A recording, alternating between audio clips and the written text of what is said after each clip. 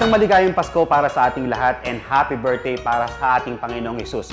Ako po si JB Velasco, isang feng shui expert and a life coach at naririto po ako ngayon upang bigyan kayo ng payo kung paanong tamang ipagdiriwang ang bagong taon ng ayon sa feng shui. With the new year, we are expecting a new life. We wish each other good luck and promise ourselves to do better in the following year. At dahil nalalapit na po ang bagong taon, hayaan niyo po ako magbigay ng kaunting payo kung paano natin to tamang ipagdiriwang at paghahanda.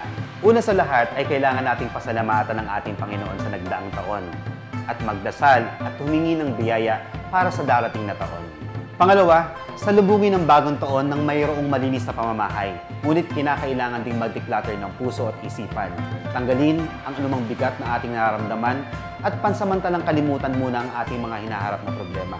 Pinaniniwalaan na dapat ay bayad ang lahat ng ating utang bago sumapit ang bagong taon.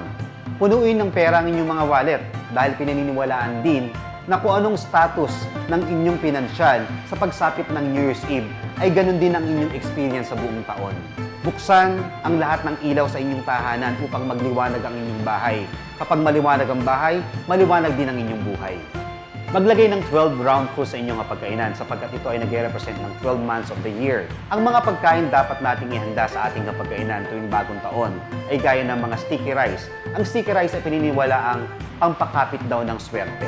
Maghanda din ng noodles upang mag-symbolize ng pampahaba ng buhay. Maghanda ng dumplings upang mag-attract tayo ng hidden treasure o hidden wealth. Magsabog ng 88 kiat-kiat o ng 8 oranges sa loob ng bahay upang mag-attract tayo ng swerte. At sa mismong araw ng bagong taon, don't entertain a negative thoughts or negative emotion. Bawal din gumamit ng matatalas na bagay sa araw ng bagong taon dahil pinaniniwalaan ang paggamit ng matalas na bagay ay nagkakat ng ating swerte.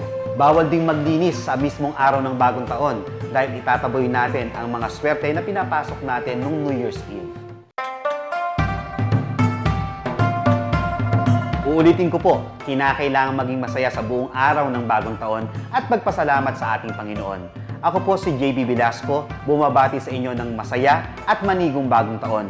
Abangan niyo po ako sa susunod na linggo para sa mga karagdagang kaalaman ayon sa feng shui.